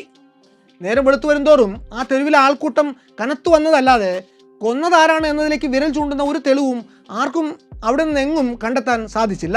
അന്നുവരെയുള്ള ഇരകളിൽ നിന്ന് വ്യത്യസ്തമായ ഒന്ന് ഇവർക്കുണ്ടായിരുന്നു. മരണകാരണമായ തൊണ്ടയ്ക്ക് കുറുകെയുള്ള ഒരൊറ്റ മുറിവ് മാത്രമേ ഇവരുടെ ദേഹത്തുള്ളൂ.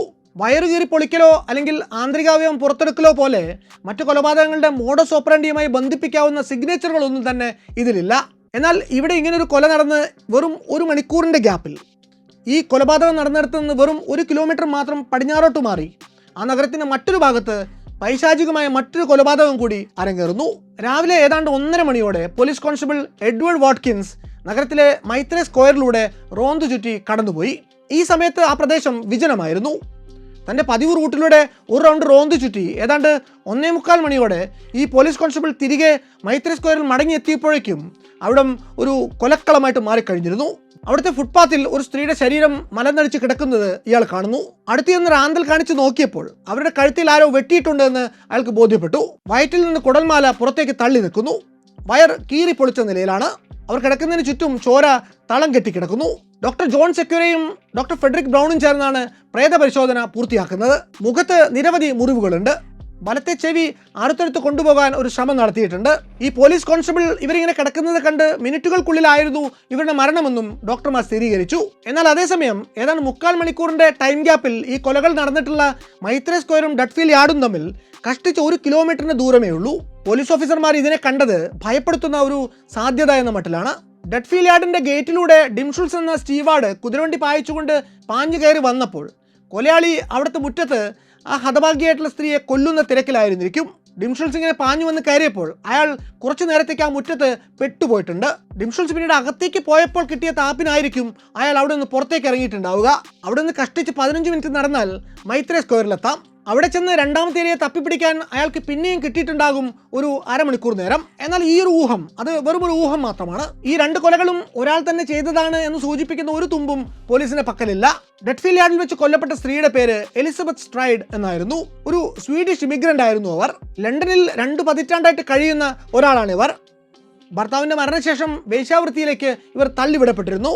അവസാനമായി അവരെ കണ്ടുവെന്ന് പറയപ്പെടുന്നത് 42 ഫ്ലവർ ആൻഡ് ഡീൻ സ്ട്രീറ്റിലെ ഒരു കോമൺ ലോഡ്ജിംഗ് ഹൗസിലാണ്.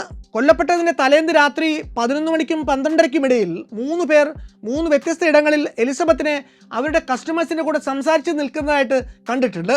അതുകൂടാതെ ഇസ്രായേൽ ഷ്വാർട്സ് എന്നു പേരുള്ള മറ്റൊരാൾ ഏതാണ്ട് 12:45 ബർണർ സ്ട്രീറ്റിലൂടെ നടന്നു വരുമ്പോൾ ഒരു സ്ത്രീയെ മറ്റൊരു പുരുഷൻ തള്ളി തറയിലിടുന്നതായിട്ടും കണ്ടിട്ടുണ്ട്. അങ്ങനെ തള്ളിയിട്ടപ്പോൾ ആ സ്ത്രീ തീരെ ദുർബലമായ സ്വരത്തിൽ കരഞ്ഞതും ഇയാൾ കണ്ടു. 1 അല്ല 3 വട്ടം. ആ സ്ത്രീ എലിസബത്ത് ആയിരുന്നു എന്ന് പിന്നീട് അയാൾ തിരിച്ചറിയുന്നുണ്ട്. അപ്പോൾ ആ വഴക്കിൽ ഇടപെടാതെ അവരെ കടന്നു പോകുക മാത്രമാണ് ഷ്വാർട്സ് ചെയ്യുന്നത്. മൈത്ര സ്ക്വയറിലാകട്ടെ അപ്പോഴേക്കും അവിടുത്തെ മൃതദേഹത്തിന് ചുറ്റും ആളുകൾ തടിച്ചു കൂടി തുടങ്ങിയിരുന്നു. അതിന്റെ പോസ്റ്റ്മോർട്ടം റിപ്പോർട്ടിൽ ഞെട്ടിക്കുന്ന ചില വിവരങ്ങൾ ഉണ്ടായിരുന്നു.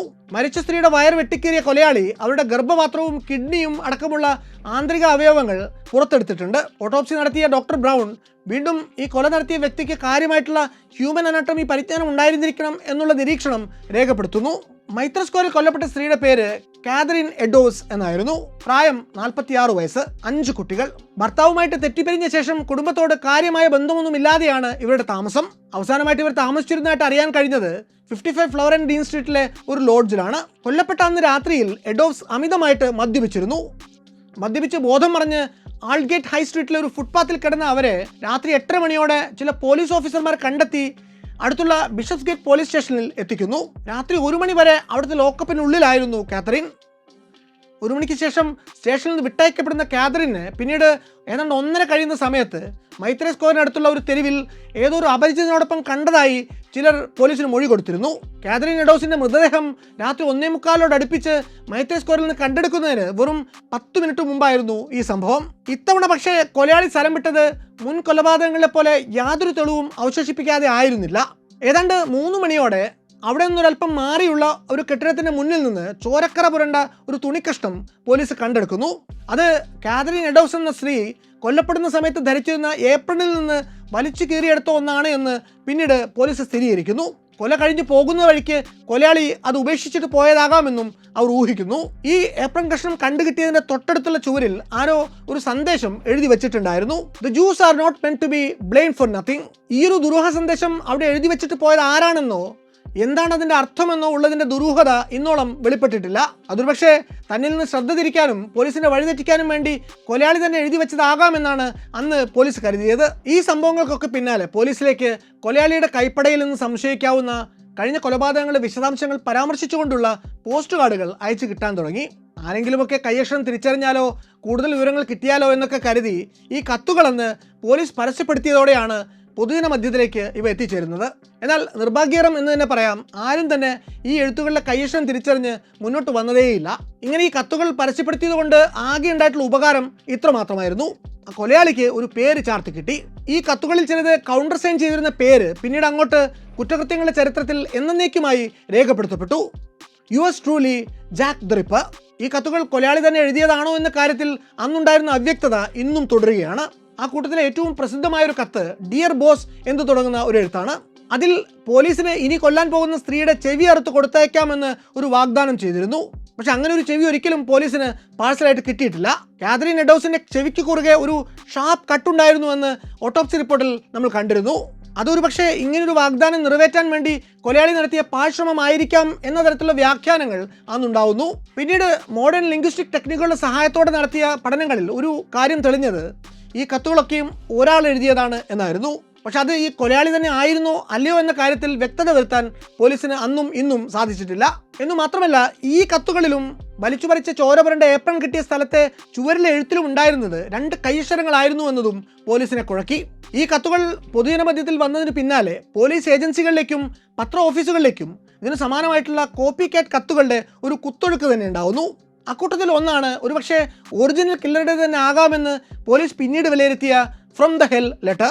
ഈ എഴുത്തു പക്ഷേ കത്തിലെഴുതിയിരുന്ന കാര്യങ്ങളുടെ പേരിലല്ല, അതിൻ്റെ കൂടെ ഒരു കിഡ്നി കൂടി കിട്ടി എന്ന കാരണം കൊണ്ടാണ് ഒറിജിനൽ ആകാം അല്ലെങ്കിൽ കില്ലർ അയച്ചതാകാമെന്ന് പോലീസ് അനുമാനിക്കുന്നത്. അന്ന് ഈ വൃക്ക പരിശോധിക്കുന്ന ഡോക്ടർമാർ അതൊരു മനുഷ്യൻ്റെ കിഡ്നിയാണ് എന്ന് സ്ഥിരീകരിച്ചുവെങ്കിലും അത് കാതറിൻ എഡോസിൻ്റെ ദേഹത്തുനിന്ന് അപ്രത്യക്ഷമായ അതേ ഇടത്തെ കിഡ്നി തന്നെയാണോ എന്ന് അവർക്ക് സ്ഥിരീകരിക്കാൻ സാധിക്കുന്നില്ല. ഈ ഒരു കത്ത് തന്നെ ചിലപ്പോൾ ഏതെങ്കിലും ഒരു മെഡിക്കൽ സ്റ്റുഡൻറ്റിനെ ഒരു പ്രാങ്ക് ആവാനും ഇടയുണ്ട് എന്ന് അന്ന് പോലീസ് വിലയിരുത്തുന്നുണ്ട്. അതുപോലെ ജാക്ക് ദ റിപ്പർ എന്ന് കൗണ്ടർ സൈൻ ചെയ്ത കത്തുകൾ ലണ്ടനിലെ ഏതോ ഒരു ജേർണലിസ്റ്റിന്റെ ക്രിയേറ്റിവിറ്റി ആണ് എന്നൊരു വാദവും ആ കാലത്ത് ഉയർന്നു വന്നിരുന്നു. എന്തായാലും അവസാനം നടന്ന ആ ഒരു കൊലപാതകത്തോടെ ആ പരമ്പരയ്ക്ക് തൽക്കാലം ഒരു വിരാമമുണ്ടായി. പോലീസിന്റെ ഇടപെടൽ കണ്ട് ഭയന്ന സീരിയൽ കില്ലർ തൽക്കാലം അടങ്ങിയെന്ന് ജനങ്ങൾ കരുതി. 1888 നവംബർ 9 ഡോർസെറ്റ് സ്ട്രീറ്റിലെ വ്യാപാരിയും റിയൽ എസ്റ്റേറ്റ് ഓണറുമായിരുന്ന ജോൺ മെക്കാർത്തി തൻ്റെ കണക്ക് പുസ്തകങ്ങൾ പരിശോധിക്കുകയായിരുന്നു. മില്ലേഴ്സ് കോട്ട് എന്ന പേരിൽ ഒരു കെട്ടിടം അയാൾ വാടകയ്ക്ക് കൊടുത്തിട്ടുണ്ടായിരുന്നു. ആ കെട്ടിടത്തിൻ്റെ 13 നമ്പർ മുറിയിലെ താമസക്കാർ വാടക മുടക്കിയിട്ടുണ്ട് എന്ന് മനസ്സിലായപ്പോൾ അയാൾ തൻ്റെ അസിസ്റ്റൻ്റായിട്ടുള്ള തോമസ് ബോയറെ വാടക പിരിക്കാൻ വേണ്ടി മില്ലേഴ്സ് കോട്ടിലേക്ക് പറഞ്ഞു വിടുന്നു. ബോയർ സ്ഥലത്തെത്തിയപ്പോൾ റൂം നമ്പർ 13 അടഞ്ഞു കിടക്കുകയായിരുന്നു. 2 തവണ മുട്ടിയിട്ടും ആരും വന്ന് വാതിൽ തുറക്കാതിരുന്നപ്പോൾ അയാൾ പിന്നിലൂടെ കറങ്ങി ചെല്ലുന്നു. പിൻവശത്തെ ജനലിലൂടെ അകത്തെ മുറിയിലേക്ക് എത്തി നോക്കുകയായിരുന്നു അയാളുടെ ലക്ഷ്യം. എന്നാൽ ജനലിൽ ഒരു കർട്ടൻ വിരിച്ചിട്ടുണ്ടായിരുന്നു. പൊട്ടിയ ജനാല ചില്ലിലൂടെ കൈ അകത്തേക്കിട്ട് അയാൾ പതുക്കെ ആ കർട്ടൻ നീക്കി നോക്കുന്നു. അപ്പോൾ അകത്ത് കണ്ട കാഴ്ച അയാളെ ഞെട്ടിച്ചു കളഞ്ഞു. ആ മുറിയുടെ ഒരു മൂലയ്ക്കിൽ കിടന്നിരുന്ന കട്ടിലിൽ ഒരു സ്ത്രീയുടെ വികൃതമാക്കപ്പെട്ട മൃതദേഹം. അധികം വൈകാതെ തന്നെ മില്ലേഴ്സ് കോട്ടിൽ പോലീസുകാരുടെ ഒരു പട തന്നെ വന്നെത്തുന്നു. 13 നമ്പർ മുറിയുടെ വാതിൽ അകത്തു നിന്ന് കുറ്റിയിട്ടിരുന്നത് കൊണ്ട് അവർ ആ വാതിൽ പിക്കാസ് കൊണ്ട് വെട്ടിപ്പൊളിച്ച് അകത്ത് കടക്കുന്നു. പിന്നീട് ആ മുറിക്കുള്ളിൽ പോലീസ് സംഘം കണ്ട കാഴ്ച ഏറെ ബീഭത്സമായ ഒന്നായിരുന്നു. ആ സ്ത്രീയുടെ ദേഹത്ത് വെട്ടിമുറിച്ചിട്ടില്ലാത്ത ഒരു ഇഞ്ച് പോലും ഉണ്ടായിരുന്നില്ല. അങ്ങനെ ആ മുറിക്കുള്ളിൽ കൊല്ലപ്പെട്ട് കിടന്ന സ്ത്രീയുടെ പേര് മേരി ജെയിൻ കെല്ലി എന്നായിരുന്നു. 20-25 വയസ്സ് മാത്രം പ്രായം. ഇതുവരെ കൊല്ലപ്പെട്ടതിൽ വെച്ച് ഏറ്റവും പ്രായം കുറഞ്ഞ ഇര. ഐറിഷ് വേരുകൾ. ജോസഫ് ബർണറ്റ് എന്നൊരാളുടെ കൂടെ കുറച്ച് ദിവസം അവർ ഒരുമിച്ച് ആ മുറിയിൽ കഴിഞ്ഞിരുന്നു. പക്ഷേ മേരി നടത്തിയിരുന്ന വേശ്യാവൃത്തിയോടുള്ള എതിർപ്പ് കാരണം ഇവർ രണ്ടുപേരും തമ്മിൽ വേർപിരിയുന്നു. മേരിയെ കൊല്ലപ്പെട്ട നിലയിൽ ആ മുറിയിൽ നിന്ന് കണ്ടെടുക്കുന്നത് നവംബർ 9 രാവിലെ 11:30 മണിയോടെയാണ്. തലേന്ന് രാത്രി അവരെ പലരുടെയും കൂടെ കണ്ടവരുണ്ട്. പലരും ആ മുറിയിലേക്ക് കയറി പോകുന്നതും കുറെ നേരം ചെലവിട്ട ശേഷം ഇറങ്ങി പോകുന്നതും കണ്ടവരുണ്ട്. ആ മുറിക്കുള്ളിൽ നിന്ന് മേരിയുടെ ഉച്ചത്തിലുള്ള പാട്ടും പലരും കേട്ടിരുന്നു. ജാക്ക് ദ റിപ്പറുടെ അവസാനത്തെ ഇര എന്ന് ലണ്ടൻ പോലീസ് ഏറെക്കുറെ ഉറപ്പിച്ചു പറയുന്ന സ്ത്രീ മേരി ജെയിൻ കെല്ലിയാണ്. Mary Jane Kelly, Catherine Eddowes, Elizabeth Stride, Annie Chapman, Mary Ann Nichols എന്നീ ഇരകളെ ഒരുമിച്ച് ചേർത്തുകൊണ്ടാണ് പിന്നീട് ജാക്ക് ദ റിപ്പർ കേസുമായിട്ട് ബന്ധപ്പെട്ടുകൊണ്ട് പോലീസും പത്രങ്ങളുമൊക്കെ ദ കാനോണിക്കൽ 5 എന്ന് വിശേഷിപ്പിക്കുന്നത്. ഇവർ 5 പേരെയും കൊന്നിട്ടുള്ളത് ഒരേ ഒരു കൊലയാളി ജാക്ക് ദ റിപ്പർ തന്നെയാണ് എന്ന് ഇവർ ഉറപ്പിച്ചു പറയുന്നു. ഓഗസ്റ്റ് 7 അതിനൊക്കെ മുമ്പ് കൊല്ലപ്പെട്ട മാർത്ത ടാബ്രം ഒരുപക്ഷെ ജാക്ക് ദ റിപ്പറുടെ തന്നെ ഇരയാകാനും സാധ്യതയുണ്ട്. പക്ഷെ അക്കാര്യത്തിൽ അന്വേഷകർക്കും ജേർണലിസ്റ്റുകൾക്കും ഏകാഭിപ്രായമില്ല. ആ ഒരു കാലയളവിൽ തന്നെ വൈറ്റ്ചാപ്പൽ ഏരിയയിൽ കൊല ചെയ്യപ്പെട്ട മറ്റു പല സ്ത്രീകളും റിപ്പറുടെ ഇരകളാണ് എന്ന മറ്റൊരു വാദവുമുണ്ട്. അതും കൃത്യമായ തെളിവുകളുടെ ബലത്തിലല്ല. അതുപോലെ റിപ്പറുടെ ഇരകൾ എല്ലാവരും സെക്സ് വർക്കേഴ്സ് ആയിരുന്നു എന്ന തിയറിയും പിന്നീട് ചിലരെങ്കിലും ചോദ്യം ചെയ്തിട്ടുണ്ട്. ഉദാഹരണത്തിന് ദ 5 എന്ന പുസ്തകത്തിൽ ഹാലി റൂബൻ ഹോൾഡ് കാനോണിക്കൽ 5 എന്ന് വിളിച്ച 5 പേരും സത്യത്തിൽ കൊടിയ ദാരിദ്ര്യത്തിൽ പുലർന്നിരുന്നവരായിരുന്നുവെങ്കിലും അവരെല്ലാവരും റിപ്പർ കഥകളുടെ മിക്ക വെർഷൻസിലും പറയും പോലെ ലൈംഗിക തൊഴിലാളികളല്ലായിരുന്നു എന്ന് വാദിക്കുന്നുണ്ട്. മേരി ആൻ കെല്ലി ഒഴിച്ച് ബാക്കിയുള്ള ആരും തന്നെ സെക്സ് വർക്കേഴ്സ് അല്ലായിരുന്നു എന്നാണ് ഹാലി റൂബൻഫോൾഡ് പറഞ്ഞിട്ടുള്ളത്. എത്ര പേരെയാണ് ജാക്ക് ദ റിപ്പർ കൊന്നിട്ടുള്ളത് എന്ന കാര്യത്തിൽ ഒരു വ്യക്തത കുറവുണ്ട് എന്നത് സത്യമാണ്. മേരി ജെയിൻ കെല്ലി തന്നെയാണ് റിപ്പറുടെ അവസാനത്തെ ഇര എന്ന് സങ്കല്പിച്ചാൽ തന്നെ നമ്മുടെയൊക്കെ മനസ്സിൽ വരാവുന്ന ഒരു ചോദ്യമുണ്ട്. എന്തുകൊണ്ട് ആ കൊലയാളി ഈ ഒരു കൊലപാതകത്തോടെ തൻ്റെ സീരിയൽ കില്ലിംഗ് സ്പ്രീക്ക് വിരാമമിട്ടു? പോലീസ് പിടിച്ചാലോ എന്ന ഭയം കൊണ്ടോ, അതോ വേറെ ഏതെങ്കിലും കേസിൽ അയാൾ എങ്ങാനും ജയിലിൽ അടയ്ക്കപ്പെട്ടോ, അതുപോലെ മാരക രോഗവും ബാധിച്ച് അയാൾ അകാലത്തിൽ മരണപ്പെട്ടിരുന്നോ, അതുമല്ലെങ്കിൽ ചിലപ്പോൾ ഒരു ആത്മഹത്യ അല്ലെങ്കിൽ ഒരു പലായനം? അങ്ങനെ സാധ്യതകൾ അക്കാര്യത്തിൽ അനന്തമാണ്. ആരായിരുന്നു റിപ്പർ? റിപ്പർ ആണെന്ന പേരിൽ അക്കാലത്ത് സംശയത്തിന്റെ മുൾമുനയിൽ നിർത്തപ്പെട്ട നിരവധി പേരുണ്ട്. മേരി ആൻ നിക്കോൾസിന്റെ കൊലപാതകത്തോടെ ആദ്യം ഉയർന്നു വന്നത് ലെതർ ഏപ്രൺ എന്നൊരു പേരാണ്. ഇയാൾക്ക് വേശ്യകളോട് അടങ്ങാത്ത വെറുപ്പുണ്ട് എന്നും അവർ ഉപദ്രവിക്കൽ ഇയാളുടെ സ്ഥിരം പരിപാടിയാണ് എന്നും അന്ന് ആക്ഷേപമുണ്ടായിരുന്നു. അങ്ങനെ ഒരു പേര് പത്രക്കാർക്ക് ചോർന്നു കിട്ടിയതോടെ ജാക്ക് ദ റിപ്പർ സമം ലെതർ ഏപ്രൺ എന്നായി അവർക്ക്. എന്നാൽ അധികം വൈകാതെ തന്നെ പോലീസ് ലെതർ ഏപ്രൺ എന്ന വ്യക്തിക്ക് ക്ലീൻ ചിറ്റ് നൽകുന്നു. അയാളുടെ ശരിക്കുള്ള പേര് ജോൺ പൈസർ എന്നായിരുന്നു. മേരി ആൻ നിക്കോൾസ് ആക്രമിക്കപ്പെട്ട അന്ന് രാത്രിയിൽ അയാൾ ലണ്ടൻ നഗരത്തിന്റെ മറ്റൊരു ഭാഗത്തായിരുന്നു എന്നതിന് സാക്ഷികളുണ്ടായിരുന്നു. പ്രതിയെന്ന് തെറ്റിദ്ധരിക്കപ്പെട്ട് പോലീസിനാൽ വേട്ടയാടപ്പെട്ട ആദ്യത്തെ വ്യക്തി ആയിരുന്നില്ല ലെതർ ഏപ്രൺ.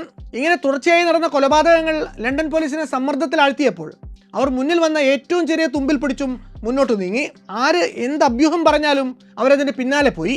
പോലീസ് ആദ്യം ശ്രമിക്കുന്നത് അതുവരെ കിട്ടിയ വിവരങ്ങളുടെ അടിസ്ഥാനത്തിൽ ജാക്ക് ദ റിപ്പറിന്റെ ഒരു ഏകദേശ രൂപം എന്താണ് എന്ന് സംബന്ധിച്ച ധാരണയുണ്ടാക്കാനാണ്. ഡോക്ടർ തോമസ് ബോണ്ടാണ് അന്ന് പോലീസിന് വേണ്ടി ജാക്ക് ദ റിപ്പറിന്റെ പ്രൊഫൈൽ ഉണ്ടാക്കുന്നത്. ജാക്ക് ദ റിപ്പർ ബലിഷ്ഠകായനായ ഒരു മധ്യവയസ്കനാണ് എന്നായിരുന്നു ഡോക്ടർ ബോണ്ടിന്റെ നിഗമനം. തികച്ചും മാന്യമായ രീതിയിൽ വസ്ത്രം ധരിച്ചെത്തുന്ന, ആർക്കും ഒറ്റനോട്ടത്തിൽ കുലീനൻ എന്ന് മാത്രം തോന്നുന്ന ഒരാൾ. ഈ കൊലകളെല്ലാം തന്നെ നടന്നിരിക്കുന്നത് വീക്കെൻഡിലാണ്. അപ്പോൾ റിപ്പർ ജോലി ചെയ്യുന്ന ഒരാളാണ് എന്നും പോലീസ് അനുമാനിക്കുന്നു. മാത്രവുമല്ല, ഈസ്റ്റ് എൻഡിലെ പ്രത്യേകിച്ച് വൈറ്റ് ചാപ്പൽ ഡിസ്ട്രിക്റ്റിലെ വഴികൾ അയാൾക്ക് ഉള്ളംകൈയിലെ രേഖകൾ പോലെ അറിയാമായിരുന്നതുകൊണ്ട് അയാൾ ആ പ്രദേശത്ത് തന്നെ താമസിക്കുന്ന ആരോ ആണ് എന്നും അവർ കരുതുന്നു. റിപ്പർക്ക് പ്രാഥമികമായ അല്ലെങ്കിൽ സാമാന്യത്തിൽ കവിഞ്ഞ അനാട്ടമി ജ്ഞാനം ഉണ്ടായിരുന്നു എന്ന കാര്യത്തിൽ മാത്രം പോലീസിൽ പലർക്കും രണ്ടഭിപ്രായമുണ്ടായിരുന്നു. പോലീസ് അപ്പോഴേക്കും നൂറുകണക്കിന് സാക്ഷികളെ വിസ്തരിച്ചു കഴിഞ്ഞിരുന്നു. അതുപോലെ നിരവധി പേരെ പ്രതികളെന്ന് സംശയിച്ചും വിളിച്ചു വരുത്തി മൊഴിയെടുത്ത ശേഷം വിട്ടുകഴിഞ്ഞിരുന്നു. അക്കൂട്ടത്തിൽ ആരെങ്കിലും തന്നെ, ചിലപ്പോൾ ഏതെങ്കിലും സാക്ഷി അല്ലെങ്കിൽ സംശയിച്ചു വിളിപ്പിച്ചു വരുത്തിയ ആരെങ്കിലും തന്നെയാകാം റിപ്പർ എന്നും പോലീസ് അന്ന് സംശയിക്കുന്നുണ്ട്. ഉദാഹരണത്തിന് ചാപ്മാൻ കേസിലെ സാക്ഷിയായിരുന്ന ജോൺ റിച്ചാർഡ്സൺ, അതുപോലെ മേരി ജെയിൻ കെല്ലി കേസിലെ സാക്ഷിയായിരുന്ന George Hutchinson, Mary Ann Nichols കേസിലെ മൃതദേഹം കണ്ടെത്തിയ ചാൾസ് ക്രോസ്, മേരി ജെയിൻ കെല്ലിയുടെ കൂടെ ഏതാനും ആഴ്ചകൾ താമസിച്ചിരുന്ന ജോസഫ് ബർണറ്റ് എന്നിങ്ങനെ പലരെയും അന്ന് പോലീസ് സംശയിക്കുന്നുണ്ട്. ആഴ്ചകളോളം അന്വേഷിച്ച ശേഷം ക്ലീൻ ചിറ്റ് കൊടുത്ത് ഇവരിൽ പലരെയും അന്വേഷണത്തിൽ നിന്ന് അവർ ഒഴിവാക്കുന്നുമുണ്ട്. അതുപോലെ ഈ വൈറ്റ്ചാപ്പൽ ഡിസ്ട്രിക്റ്റിൽ നടന്ന സീരിയൽ കൊലപാതകങ്ങൾ അന്ന് ലണ്ടൻ മെട്രോപൊളിറ്റൻ പോലീസിലെ നിരവധി ഹൈ റാങ്കിംഗ് ഓഫീസർമാർ അന്വേഷിച്ചിരുന്നു. അക്കൂട്ടത്തിൽ ഒരാളായിരുന്നു അസിസ്റ്റന്റ് കമ്മീഷണർ റോബർട്ട് ആൻഡേഴ്സൺ. സർവീസിൽ നിന്ന് വിരമിച്ച ശേഷം പലപ്പോഴായി അദ്ദേഹം ജാക്ക് ദ റിപ്പർ ആരാണ് എന്ന് പോലീസിന് നിസ്സംശയം ബോധ്യപ്പെട്ടതായിട്ട് അഭിപ്രായപ്പെട്ടിരുന്നു. എന്നാൽ ആരാണതെന്ന് മാത്രം ഒരിക്കലും അദ്ദേഹം വെളിപ്പെടുത്തുകയുണ്ടായില്ല. അതൊരു ലോ ക്ലാസ് പോളിഷ് ജൂതനാണ് എന്നൊരു സൂചന മാത്രമാണ് ആൻഡേഴ്സണിൽ നിന്ന് വന്നിട്ടുള്ളത്. പോലീസ് ഇപ്പോൾ അയാളെ പിടികൂടി അസൈലത്തിൽ അടച്ചിട്ടിരിക്കുകയാണ് എന്നും അദ്ദേഹം പറയുകയുണ്ടായി. അയാളുടെ പേര് വെളിപ്പെടുത്തിയത് കൊണ്ട് വിശേഷ ഗുണമൊന്നും ജനങ്ങൾക്ക് കിട്ടില്ല എന്നതുകൊണ്ട് മാത്രമാണ് താൻ പേര് വെളിപ്പെടുത്താത്തത് എന്നാണ് ആൻഡേഴ്സൺ തന്നെ വിടാതെ പിന്തുടരുന്ന പത്രക്കാരോടൊക്കെ അന്ന് പറഞ്ഞിരുന്നത്. ആൻഡേഴ്സൺ അന്ന് ആ പേര് പറഞ്ഞില്ല എങ്കിലും അദ്ദേഹത്തിൻ്റെ സഹപ്രവർത്തകരിൽ ഒരാളായിട്ടുള്ള ഡിറ്റക്റ്റീവ് ഡൊണാൾഡ് സ്വാൻസൺ ഈ വ്യക്തിയുടെ പേര് കോസ്മിൻസ്കി എന്നാണെന്ന് ഒരിക്കൽ വെളിപ്പെടുത്തുകയുണ്ടായി. ഇതേ പേര് മറ്റൊരു അന്വേഷണ ഉദ്യോഗസ്ഥനായിട്ടുള്ള മെവിൽ മാഗ്നോട്ടനും പുറത്തു പറഞ്ഞിട്ടുണ്ട്. പിന്നീട് പുറത്തു വന്ന ചില രേഖകളിൽ അക്കാലത്ത് ഇവർ പറഞ്ഞതുപോലെ ഇങ്ങനെ ഒരു മെന്റൽ അസൈലത്തിൽ അടയ്ക്കപ്പെട്ട ഒരു കോസ്മിൻസ്കിയുടെ മുഴുവൻ പേര് പരാമർശിക്കപ്പെടുന്നുണ്ട്. ആരോൺ കോസ്മിൻസ്കി. ഇയാളൊരു പോളിഷ് ആയിരുന്നു, ഇയാളൊരു ജൂതനുമായിരുന്നു. ഓഡിറ്ററി ഹാലൂസിനേഷൻ പോലെയുള്ള മാനസിക രോഗങ്ങളും ഇയാളെ അലട്ടിയിരുന്നു. ഭ്രാന്ത് മൂർച്ഛിച്ചാണ് ഒടുവിൽ അയാൾ ചിത്തരോഗ ആശുപത്രിയിൽ അടയ്ക്കപ്പെടുന്നത്. വർഷങ്ങൾക്ക് ശേഷം ഈ അടുത്ത് നടന്ന വളരെ കോൺട്രവേഴ്ഷ്യൽ ആയിട്ടുള്ള ഒരു DNA അനാലിസിസിലും പൊന്തി വന്ന പേര് കോസ്മിൻസ്കിയുടേതായിരുന്നു. ആ ഒരു DNA ടെസ്റ്റിന്റെ കഥ വളരെ വിചിത്രമാണ്. 1888 കാലത്ത് വൈറ്റ്ചാപ്പൽ ഡിസ്ട്രിക്റ്റിൽ ആക്ടിംഗ് സാർജന്റ് ആയിരുന്ന ആമോ സിംസൺ കാതറിൻ എഡോസ് കൊല്ലപ്പെട്ട സീൻ ഓഫ് ക്രൈമിൽ നിന്ന് ചോരക്കറ പുരണ്ട ഒരു ഷോളിന്റെ കഷ്ണം കയ്യിലെടുത്ത് നിയമവിരുദ്ധമായിട്ട് സ്വന്തം കസ്റ്റഡിയിൽ സൂക്ഷിച്ചിരുന്നു. പിന്നീട് തലമുറകൾ കൈമാറി വരുന്ന ഈ ഷോളിന്റെ കഷ്ണം ഒടുവിൽ 2011 ഒരു DNA ടെസ്റ്റിന് വേണ്ടി സമർപ്പിക്കപ്പെടുന്നു. ഈ ഷോളിൽ നിന്ന് എക്സ്ട്രാക്ട് ചെയ്യപ്പെട്ട DNA സാമ്പിൾ പിന്നീട് എഡോസ്, കോസ്മിൻസ്കി എന്നിവരുടെ മെറ്റേണൽ ഡിസെൻഡൻസിന്റെ DNA യുമായിട്ട് മാച്ച് ചെയ്യപ്പെടുന്നു. ഇത് രണ്ടും പെർഫെക്റ്റ് മാച്ച് ആയിരുന്നു. ഈ DNA പരിശോധനയെ തുടർന്നു വന്ന ന്യൂസ് കവറേജ് പറയുന്നത് വിശ്വസിച്ചാൽ ആരോൺ കോസ്മിൻസ്കി തന്നെയാണ് റിപ്പർ എന്ന കാര്യത്തിൽ ഇനിയൊരു സംശയവും അവശേഷിക്കുന്നില്ല എന്ന് പറയേണ്ടി വരും. പക്ഷേ ആ ഒരു DNA സാമ്പിളിൻ്റെ കാര്യത്തിൽ ദുരൂഹതകൾ ഏറെയുണ്ട്. ഇങ്ങനെയൊരു ഷോൾ ക്രൈം സീനിൽ നിന്ന് കണ്ടെടുത്തതായിട്ട് പോലീസ് റിപ്പോർട്ടുകളിൽ എവിടെയും പറയുന്നില്ല. ഇൻസ്പെക്ടർ സിംസൺ ഈ സമയത്തൊന്നും സീൻ ഓഫ് ക്രൈമിൻ്റെ പരിസരത്ത് എങ്ങും വന്നതിനും തെളിവുകളില്ല. മാത്രവുമല്ല, ഈ DNA പരിശോധനയ്ക്ക് ഉപയോഗിച്ചിട്ടുള്ളത് മൈറ്റോകോൺഡ്രിയൽ DNA ആണ് എന്നും അത് ഏതെങ്കിലും ഒരു വ്യക്തിയാണ് പ്രതി എന്ന് ഉറപ്പിക്കാൻ വേണ്ടി ഉപയോഗിക്കാനാവില്ല എന്നുമാണ് ഇൻസ്ബർഗ് മെഡിക്കൽ യൂണിവേഴ്സിറ്റിയിലെ DNA സ്പെഷ്യലിസ്റ്റ് ആയിട്ടുള്ള ഹാൻസി വെയ്സൻ സ്റ്റെയ്നറുടെ അഭിപ്രായം. ഇനി ഇതുവരെ പറഞ്ഞത് കൂടാതെ ഫ്രാൻസിസ് ടംബിൾട്ടി എന്നു പേരുള്ള മറ്റൊരു വ്യക്തി കൂടി ജാക്ക് ദ റിപ്പർ ആയിരുന്നിരിക്കാൻ സാധ്യതയുള്ളവരുടെ പട്ടികയിൽ ഉൾപ്പെട്ടിട്ടുണ്ട്. ഐറിഷ് വേരുകളുള്ള അമേരിക്കയിൽ ജനിച്ചു വളർന്ന ഇയാൾ ഒരു മുറി വൈദ്യനായിരുന്നു. ദ ഇന്ത്യൻ ഹെർബ് ഡോക്ടർ എന്നായിരുന്നു അയാൾ സ്വന്തം സർവീസിനുള്ള പത്രപരസ്യത്തിൽ അച്ചടിച്ചു വച്ചിരുന്നത്. ക്യാൻസർ മുതൽ അന്ധത വരെ എന്തും ഭേദമാക്കും എന്ന് അവകാശപ്പെട്ടുകൊണ്ടിരുന്ന ഒരു ഒറ്റമൂലിക്കാരനായിരുന്നു ഈ വ്യക്തി. സംഗതി ഇയാൾ പേരിനൊരു ഡോക്ടറൊക്കെ ആയിരുന്നുവെങ്കിലും അമേരിക്കയിൽ മോഷണം മുതൽ കൊലപാതക ശ്രമം വരെയുള്ള പല കുറ്റങ്ങളും ചാർത്തി പോലീസ് പലവട്ടം ഇയാൾ അറസ്റ്റ് ചെയ്തിട്ടുണ്ട്. ഇയാൾ ഇടപെട്ട് നടത്തിയിട്ടുള്ള ഗർഭഛിദ്രങ്ങൾ മുതൽ പ്രസവങ്ങൾ വരെ പലതും വിവാദങ്ങൾക്ക് കാരണവുമാണ്. എന്തിന് എബ്രഹാം ലിങ്കനെ കൊന്ന കേസിൽ പോലും പ്രതിയായിട്ട് ഇയാൾ സംശയിക്കപ്പെട്ടിട്ടുണ്ട്. ഇയാളുടെ ഓഫീസിൽ അക്കാലത്ത് മനുഷ്യന്റെ ആന്തരികാവയവങ്ങൾ സ്പിരിറ്റിൽ മുക്കിവെച്ച നിരവധി ജാറുകൾ ഉണ്ടായിരുന്നു. ആ കൂട്ടത്തിലെ ഏറ്റവും പ്രധാനപ്പെട്ട ഒരു എക്സിബിറ്റ് എല്ലാ പ്രായത്തിലും പെട്ട സ്ത്രീകളുടെ ഗർഭപാത്രങ്ങളായിരുന്നു. അങ്ങനെ പല കാരണങ്ങൾ കൊണ്ടും അമേരിക്കയിൽ കുപ്രസിദ്ധനായിരുന്ന ടെമ്പിൾട്ടി 1869 ആദ്യമായി അറ്റ്ലാന്റിക് സമുദ്രം മുറിച്ചു കടന്ന് ലണ്ടനിലേക്ക് എത്തുന്നു. ഇതിനുശേഷം നടന്ന പല സന്ദർശനങ്ങളിലും ദ ഗ്രേറ്റ് അമേരിക്കൻ ഡോക്ടർ എന്ന് സ്വയം പത്രങ്ങളിൽ പരസ്യം കൊടുത്ത് ഇയാൾ ചികിത്സ നടത്തിയിരുന്നു. ഏറ്റവും ഒടുവിൽ 1888 സെപ്റ്റംബറിലാണ് ടെമ്പിൾട്ടി ലണ്ടനിലേക്ക് വരുന്നത്. എലിസബത്ത് സ്ട്രൈഡിന്റെ കൊല നടന്ന സ്ഥലത്തിന് അടുത്തായിട്ടുള്ള ഒരു ലോഡ്ജിൽ ഏതോ ഒരു അപരിചിതൻ ചോരയിൽ കുളിച്ച ഒരു ഷർട്ട് ഉപേക്ഷിച്ചിട്ട് പോയി എന്നൊരു കഥയുണ്ട്. പലരും പിന്നീട് പറഞ്ഞത് ഈ ലോഡ്ജർ ഫ്രാൻസിസ് ടെമ്പിൾട്ടി ആയിരുന്നു എന്നാണ്. അതിന് പക്ഷേ കാര്യമായ തെളിവൊന്നും തന്നെ കിട്ടിയിട്ടില്ല. നവംബർ 7 എന്തായാലും ടെമ്പിൾട്ടി ലണ്ടനിൽ വെച്ച് പോലീസിന്റെ പിടിയിലാവുന്നു. ജാക്ക് ദ റിപ്പർ ആണ് എന്ന സംശയത്തിന്റെ പേരിൽ തന്നെയാണ് ടെമ്പിൾട്ടിയെന്ന് പോലീസ് അറസ്റ്റ് ചെയ്യുന്നത്. ഇയാളുടെ അറസ്റ്റ് നടന്ന് 2 ദിവസം കൂടി കഴിഞ്ഞാണ് മേരി ജെൻ കെല്ലിയുടെ ക്രൂരമായ കൊലപാതകം നടക്കുന്നത്. ഈ സമയത്ത് ആശാൻ കസ്റ്റഡിയിലായിരുന്നോ അതോ ജാമ്യത്തിൽ ഇറങ്ങിയിരുന്നോ എന്നൊന്നും നിശ്ചയമില്ല. എന്തായാലും ഒടുവിൽ ഈ വൈറ്റ്ചാപ്പൽ കൊലപാതകങ്ങളുമായിട്ട് പുലബന്ധം പോലും ഇല്ലാത്ത ഏതൊക്കെയോ വകുപ്പുകൾ ചാർത്തിയാണ് ലണ്ടൻ പോലീസ് ടെമ്പിൾട്ടിക്കെതിരെ കുറ്റപത്രം സമർപ്പിക്കുന്നത്. പക്ഷേ ഈ ട്രയലിനൊന്നും നിന്നുകൊടുക്കാൻ മനസ്സിലായിരുന്ന ടെമ്പിൾട്ടി കള്ളപ്പേരിൽ ഒരു ആവിക്കപ്പൽ വാടകയ്ക്കെടുത്ത് അതിൽ കയറി അമേരിക്കയിലേക്ക് സ്ഥലം വിട്ടു കളഞ്ഞു. ഇതേ ടെമ്പിൾട്ടിയെ തിരഞ്ഞ് പിന്നീട് ബ്രിട്ടീഷ് ഡിറ്റക്റ്റീവുകൾ അമേരിക്ക വരെയും പോകുന്നുണ്ട്. പക്ഷേ എന്നിട്ടും ഈ റിപ്പർ കേസിൽ അയാളെ തിരികെ കൊണ്ടുവരാനൊന്നും പോലീസിന് സാധിക്കുന്നില്ല. ടെമ്പിൾട്ടി ഒരു തലതിരിഞ്ഞ ലാടവൈദ്യനായിരുന്നു എന്നതും അയാളുടെ കയ്യിൽ ഗർഭപാത്രങ്ങളുടെ ഒരു കളക്ഷൻ ഉണ്ടായിരുന്നു എന്നതുമൊക്കെ അയാൾക്ക് ദോഷം ചെയ്തു കാണും. ചിലപ്പോൾ ജാക്ക് ദ റിപ്പർ എന്ന പരിവേഷത്തിന് ഫിറ്റാകാൻ എന്തുകൊണ്ടും യോഗ്യനായ ആളായിരുന്നു ടെമ്പിൾട്ടി എന്നതു മാത്രമാകാം ഒരുപക്ഷെ ആശാനെ സസ്പെക്ട് ലിസ്റ്റിൽ കയറ്റിയത്. ജാക്ക് ദ റിപ്പർ എന്ന് സംശയിക്കപ്പെടുന്നവരുടെ പട്ടികയിൽ കാലങ്ങളായി സാഹിത്യകാരന്മാരും പോലീസ് ഓഫീസർമാരും മുതൽ ബ്രിട്ടീഷ് രാജകുടുംബത്തിലെ അംഗങ്ങൾ വരെ കയറി കൂടിയിട്ടുണ്ട്. 10,000-കണക്കിന് പേജുകളിൽ പരന്നു കിടക്കുന്ന ഒന്നാണ് റിപ്പർ സാഹിത്യം. വർഷങ്ങൾ കഴിയുന്തോറും പുതിയ പുതിയ പഠനങ്ങൾ വന്നുകൊണ്ടേയിരിക്കുകയാണ്. പാട്രീഷ്യ കോൺവെലിന്റെ 2002 പുസ്തകം മുതൽ ജോണി ഡെപ്പ് അഭിനയിച്ച 2001 ഫ്രം ഹെൽ എന്ന സിനിമ വരെ പോപ്പുലർ കൾച്ചറിലുമുണ്ട് ജാക്ക് ദ റിപ്പർ എന്ന നിഗൂഢ കഥാപാത്രത്തിന്റെ എത്രയോ ആഖ്യാനങ്ങൾ. എന്തെന്തൊക്കെ ആഖ്യാനങ്ങളും വ്യാഖ്യാനങ്ങളും വന്നിരുന്നാലും ജാക്ക് ദ റിപ്പർ ആരായിരുന്നു എന്ന ചോദ്യത്തിന് ഇനിയും സുവ്യക്തമായൊരു ഉത്തരം കണ്ടെത്താനായിട്ടില്ല. ലണ്ടൻ നഗരത്തിന്റെ കിഴക്കേ അറ്റത്തെ വൈറ്റ്ചാപ്പൽ ഡിസ്ട്രിക്റ്റിനെ കാഴ്ചയിൽ നിന്ന് മറയ്ക്കുന്ന മൂടൽമഞ്ഞിന് ഇന്ന് പണ്ടത്തേക്കാൾ ഘനമാണ്. അതേ മഞ്ഞ് തന്നെ സത്യത്തെയും മറച്ചു വെച്ചുകൊണ്ട് ഇന്നും തുടരുകയാണ്. ഇത്രയധികം കൊലകൾ നടത്തിയിട്ടും പിടിക്കപ്പെട്ടിട്ടില്ല എന്നതുകൊണ്ട് ജാക്ക് ദ റിപ്പർ എന്ന പേര് കേട്ടാൽ ജനം ഇന്നും കിടുങ്ങി വിറയ്ക്കും. ഇരുളുവീണ തെരുവുകളിലൂടെ രാത്രിയുടെ അന്ത്യയാമങ്ങളിൽ തനിച്ച് നടന്നു വരുന്ന പലരും ഇന്നും പിന്നിൽ റിപ്പർ ഉണ്ടോ എന്ന് തിരിഞ്ഞു തിരിഞ്ഞു നോക്കും.